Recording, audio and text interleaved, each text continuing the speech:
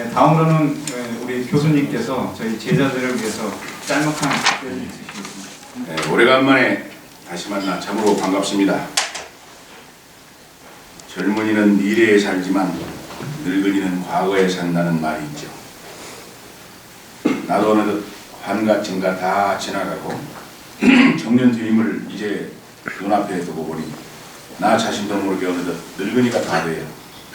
석박사 과정을 지도했던 그리고 자신들의 삶에서 가장 소중했던 한때를 나와 함께했던 군 장교 제자들이 은근히 보고 싶었습니다. 그런데 바로 오늘 이 그러한 소중한 자리를 갖게 돼서 기쁘기 한량 없습니다. 이렇게 어려운 모임을 주선해주고 발걸음을 또 해주신 점, 그리고 특히 이 자리를 마련하기 위해서 애써준 지금 이 자리는 없습니다만은 영국에 간 이수은 소령, 그리고 여기에 이해열 소령, 그리고 지금 석사학위 논문 쓰느라고 정신없이 바쁜데 많은 시간과 자신의 정리를 이곳에 바쳐준 김성규 소령에 감사를 드리고, 오늘 조금 전에 정말 앉아서 듣기 부끄러울 정도의 분에 넘치는 그러한 찬사를 해주신 우리 강찬욱 대령에게도 깊이 감사드립니다. 아까 말씀드렸지만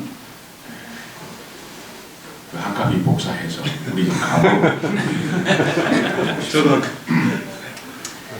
사실 대한민국에 여러 명문 대학들이 있고 또 저명한 교수들도 많은데 우연히 어쩌면 마치 운명처럼 나와 인연을 맺게 된 여러분들이 학업을 마치고 내게 들떠나 본업에 돌아가서 나와의 인연을 후회하거나 원망하는지, 그리하여 인연을 악연으로 생각하는 사람은 없지 않을까 하는 그동안의 나름대로 내심 염려하는 마음도 완전히 떨쳐버릴 수는 없었습니다.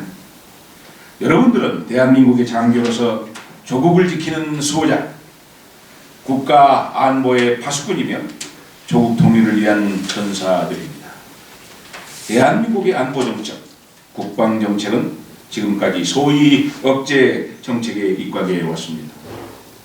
이 억제 전략이란 침략을 막고 압도적인 힘으로 적의 도발을 견제하는 것입니다. 즉 현상유지 정책이라고 해도 과언이 아닐 것입니다. 그런데 여기에 문제가 있습니다.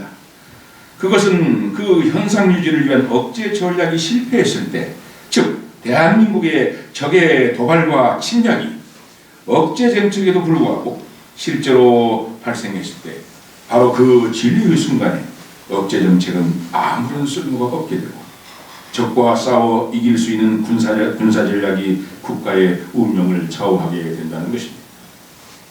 냉전시대 미소 간의 상호 군사적 억제 전략에도 불구하고 우리가 세계 토처에서 목격한 수많은 전쟁들이 억제 정책의 한계를 분명하게 보여주었습니다. 한반도에서 1953년 정전 후 북한에 의한 폭력적 군사 도발이 끊임없이 되풀이되었지만 그때마다 우리 대한민국 정부는 또다시 무력 도발을 해올 게엔 결코 좌시하지 않겠다 하는 말만 앵무새처럼 되풀이함으로써 북한에게 경각심이나 또는 보복의 두려움을 가져다 주기는커녕 늘 초소의 대상이 되어버렸습니다. 참으로 안타깝고 또 두려운 상황입니다. 또한 한반도의 통일에 대해서 남북한 지도자들은 입만 열면 기회 있을 때마다 한결같이 평화적 통일을 소리 높이 외쳐댐으로 해서 마치 남북한의 평화 통일이 거의 다 이루어진 것 같은 환상과 자기 기만에 함몰되어 있는 것처럼 보이기도 합니다. 그러나 진실로 평화 통일이란 북한은 물론이고 중화인민공화국의 민주화가 이루어진 뒤에나 실질적인 논의가 가능할 것입니다. 만일 남북한 통일이 절대 절명의 국가적 과제라면 가장 손쉬운 방법은 남한이 스스로 무장 해제하고 북한에 무조건 항복하면 통일은 이루어질 것입니다. 그러나 그걸 원하는 대한민국 국민은 거의 없을 것이라고 확신합니다.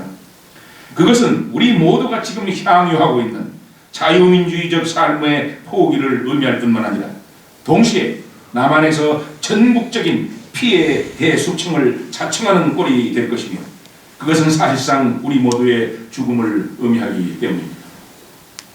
그렇다고 남한에 관한 일방적 북진 통일이 가능한 것도 결코 아닙니다. 그것은 대한민국이 그렇게도 염원했던 유엔의 정회원국이면서 유엔 헌장을 노골적으로 위반하는 침략 국가가 될 것이며, 그 경우 국제사회의 각종 제재와 북한의 동맹국인 중국의 무력 개입으로서 비극적인 제2의 한국전이 되고 말 것이기 때문입니다. 그러나 그런 기회가 오히려 호전적인 북한에 의해 주어질지도 모릅니다. 설사 그렇지 않더라도 통일의 기회는 우리 중 어느 누구도 예상하지 못한 매우 기이한 방법으로 언젠가 다가올 것입니다. 왜냐하면 네이밍 아롱의 말처럼 역사란 항상 가장 현명한 인간보다도 더 상상력이 풍부하기 때문입니다.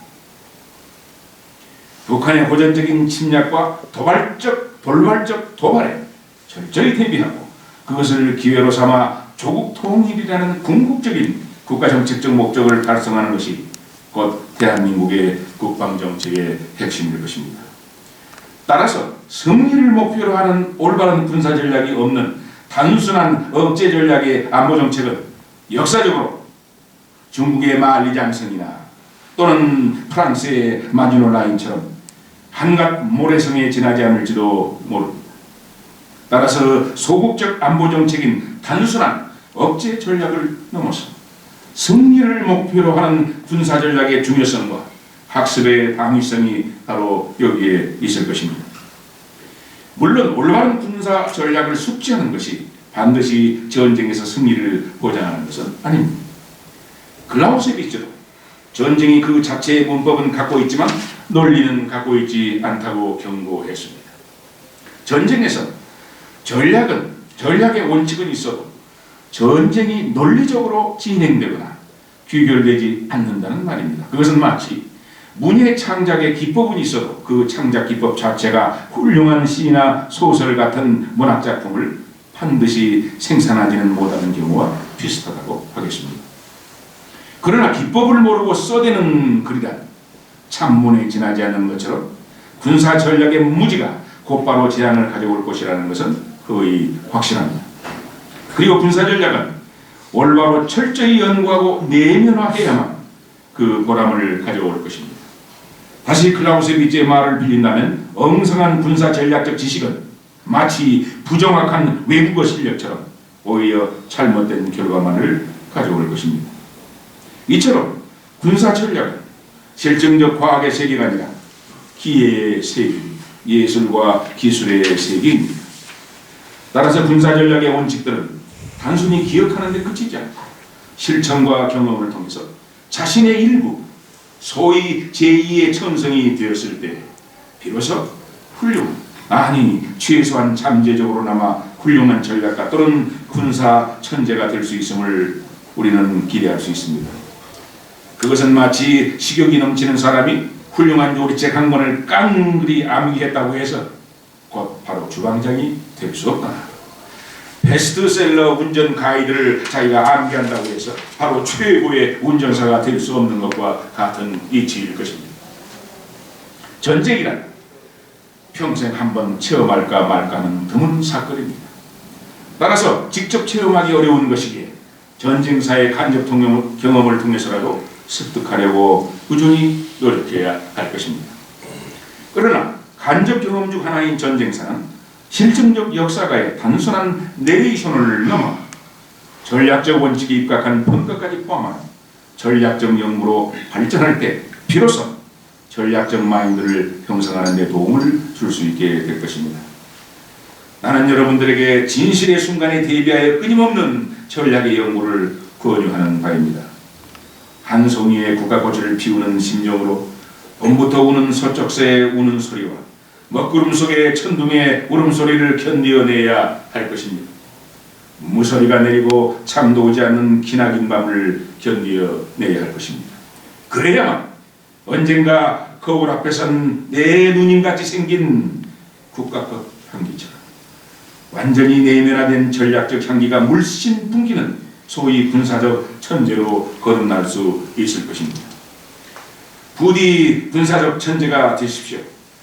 그리고 그 영광의 순간에 오래전 고려대학교 대학원 시절을 회고하면서 나와의 인연과 나의 저서들 그리고 소주잔을 주고 받으면서 우리 함께했던 우리만의 소위 심포지움을 기억해 준다면 나는 마치 우리 시대의 공자 같은 최고의 스승이라도 되는 것 같은 과장된 기쁨을 누릴 수 있을 것이라고 생각합니다. 여러분 나에게 그런 기쁜 기회를 주고 싶지 않습니까? 여러분의 의도나 포르투나의 교활함과 관계없이 나는 그 순간을 기대하며 살아가겠습니다. 여러분 모두 힘차게 전진하십시오. 대단히 감사합니다.